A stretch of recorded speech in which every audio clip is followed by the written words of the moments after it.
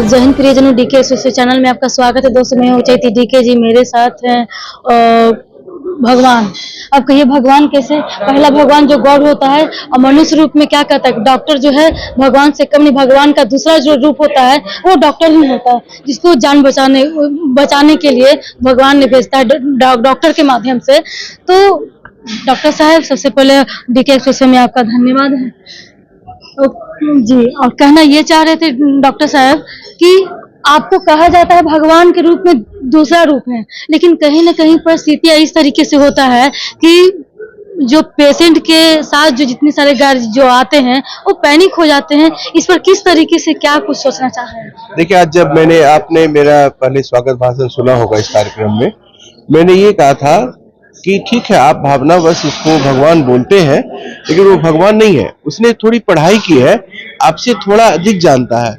जो मानव शरीर है वो बहुत ही कॉम्प्लिकेटेड स्ट्रक्चर है और इसको समझना मनुष्य के बस का नहीं है। मेडिकल साइंस बहुत कुछ करके भी अभी पूरा समझ नहीं पाया है और बहुत सारी ऐसी स्थितियां होंगी जो डॉक्टर की औकात के ऊपर की होंगी। तो मैंने आपको क्या कहा था पहले मेरे स्वागत भाषण में कि आपको डॉक्टर के कार्य में कमी नहीं होती, अक्सर आपकी उम्मीदें ज्यादा होती है। जितनी दूर वो जा सकता है आपकी उम्मीदें उससे ज्यादा बड़ी होती है और वही असंतोष होता है। लेकिन ये बात है कि डॉक्टर को भी बहुत संवेदना के साथ मरीज की चिकित्सा करना चाहिए और जो मरीज के परिजन है उनको भी ये सोचना चाहिए कि डॉक्टर भी आखिर मनुष्य है, उनमें भी कमियां होंगी। 100% आप कोई नहीं करता ना, 100% गारंटी डॉक्टर नहीं दे सकता।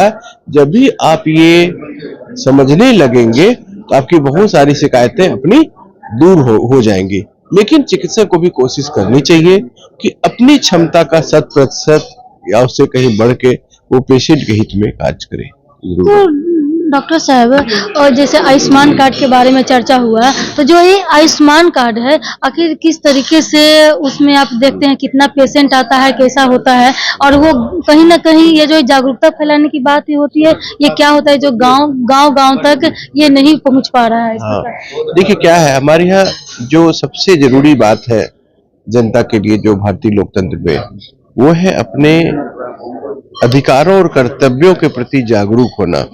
कई बार होता है कि पेशेंट तड़प के मर गया और कार्ड घर में ताखा पर रखा रह गया, वो कभी कोशिश ही नहीं करते। जब कार्ड बना था आयुष्मान कार्ड, एक जो गैप था भारतीय चिकित्सा सिस्टम में, हेल्थ सिस्टम में, कि अमीर लोग इलाज करा पाते थे, गरीब नहीं करा पाते थे, उस गैप को भरने में सबसे मजबूत कड़ी है आयुष्मान भारत कार्ड, आयुष्मान भारत योजना। इसमें है कि आप सिर्फ सरकारी में नहीं, प्राइवेट भी जो एम्पैनल्ड हॉस्पिटल है उसमें आप 5 लाख तक का मुफ्त इलाज करवा सकते हैं। लेकिन अक्सर मरीज को इसकी जानकारी ही नहीं होती है। कार्ड भी बन गया और हॉस्पिटल भी अवेलेबल है, लेकिन मरीज के परिजनों को इसकी जानकारी ही नहीं है। तो आप मीडिया वालों से ये निवेदन है कि वो जरूर उसको बताएं कि हाँ, इस कार्ड पर आपका इलाज हो सकता है और वो कार्ड आपको अमीर के साथ बराबरी का दर्जा देता है। सर, ये जो सरकारी जो अस्पताल हैं, तो उसमें आप जिस आउटसोर्सिंग का इसमें भर्ती क्या उचित है? देखिए क्या है कि हमेशा क्या होता है, सरकार की भी अपनी कुछ मजबूरियां होती है, हर काम वो नहीं कर सकता। हम लोग आउटसोर्सिंग या प्राइवेट को इतनी घृणा से क्यों देखते हैं? आप जो कपड़ा पहनते हैं वो किसी सरकारी मिल में नहीं बना।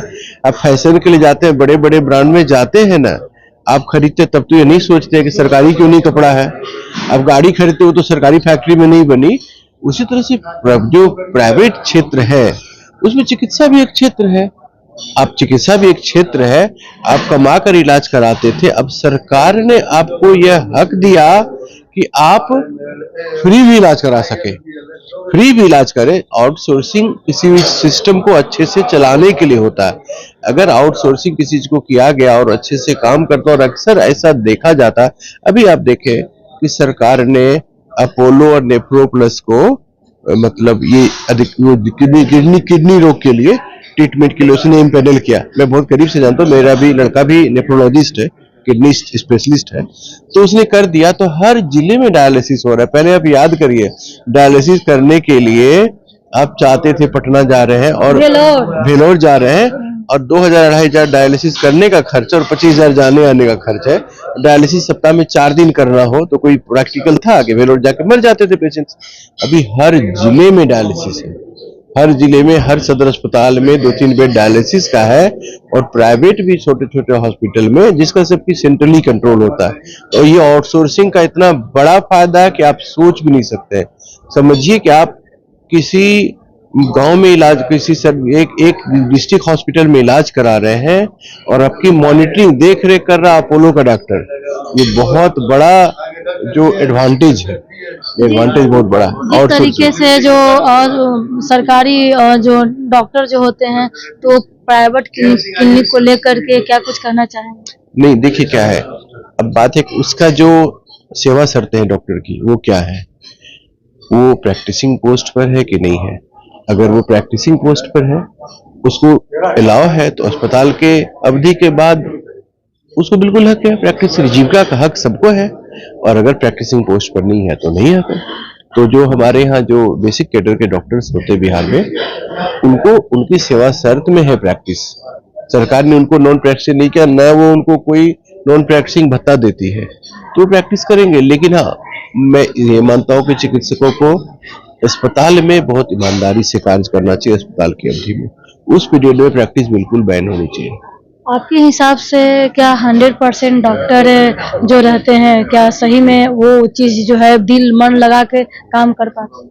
देखिए, एक चिकित्सक के रूप में और चिकित्सा टीचर के रूप में मैं अपने बच्चों को यही सिखाता हूँ कि डॉक्टर तो बदल नहीं सकता, वो प्राइवेट में हो या सरकारी में हो, बिल्कुल एक तरह से काम करना चाहिए।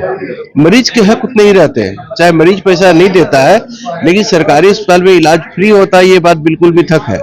इलाज फ्री नहीं होता, पैसा सरकार दे रही है डॉक्टर को, डॉक्टर वह फ्री में काम नहीं कर रहा है। तो अगर वो अच्छे से नहीं देखता है, तो किसी के भी कर्तव्य की अवहेलना, चाहे डॉक्टर हो, चिकित्सक हो, ड्राइवर हो या स्वीपर ही हो, कर्तव्य की अवहेलना किसी के लिए भी बहुत ही निंदनीय है।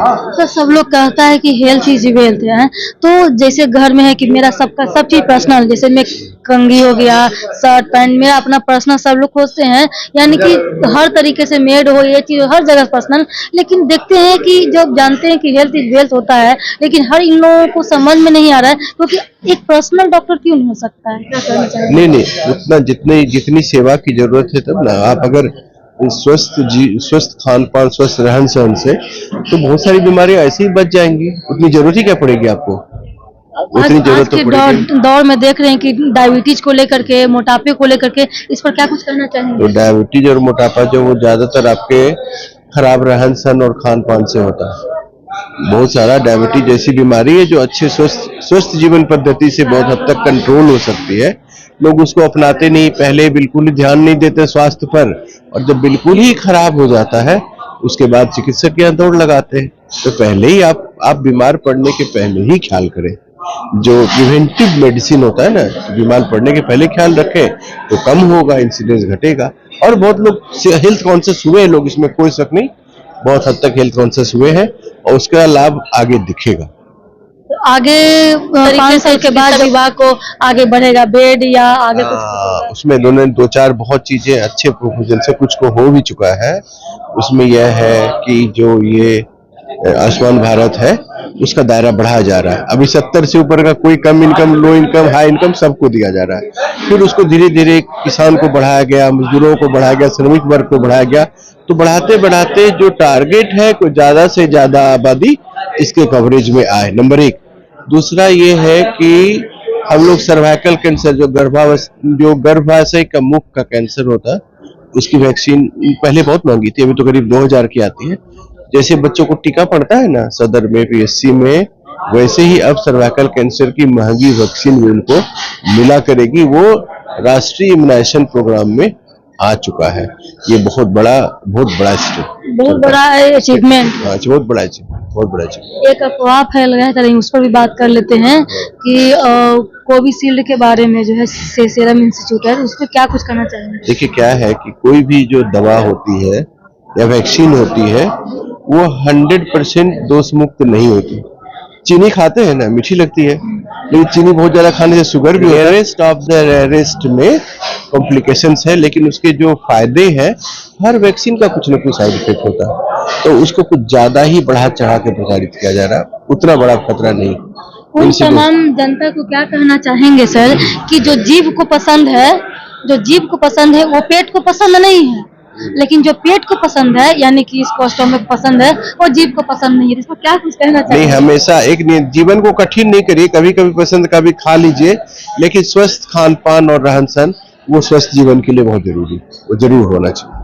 चलिए, बहुत बहुत धन्यवाद डॉक्टर साहब। ये मेरे साथ है, देख रहे हैं दोस्तों कि आगे कुछ है, इस बार अब 400 पार करवाइए तो आगे कुछ ना कुछ आपको हर तरीके के जो 5 लाख का जो लिमिट है ना, वो लिमिट को बढ़ा दिया जाएगा। और हो सके इस बार नहीं बना हुआ कुछ लोगों की गलती से, तो सब लोगों को मिलेगा हर जगह जगह, क्योंकि एक जो है ना कि रहना और खाना और जो है रोटी कपड़ा मकान करते हैं, तो हेल्थ भी आता है। जब आपका शरीर ठीक रहेगा, सब चीज रहेगा, तो आपको डॉक्टर की जानने की जरूरत ही नहीं पड़ेगी। लेकिन इस तरह से देखा जा रहा है कि माननीय जो है नरेंद्र मोदी सीट को लेकर के आगे जो है आगे जितने सारे जो है मेडिकल कॉलेज फैसिलिटी, पहले तो कुछ था नहीं, अब मेडिकल फैसिलिटी आगे बढ़ा दिया जा रहा है। और सोर्सिंग वाले जितने सारे जो मेरे दर्शक हैं उनके लिए भी कुछ ना कुछ किया जा रहा है, सोचा जाएगा।